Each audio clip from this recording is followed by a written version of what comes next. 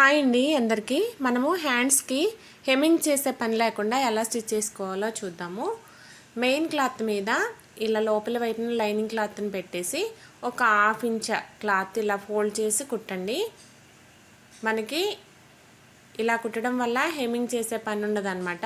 ఇలా స్టిచ్ చేసిన తర్వాత ఇప్పుడు ఓపెన్ చేసేసి మనం ఏదైతే ఫోల్డ్ చేసి కుట్టామో ఇప్పుడు మెయిన్ క్లాత్ మీద ఒక స్టిచ్ రానివ్వండి.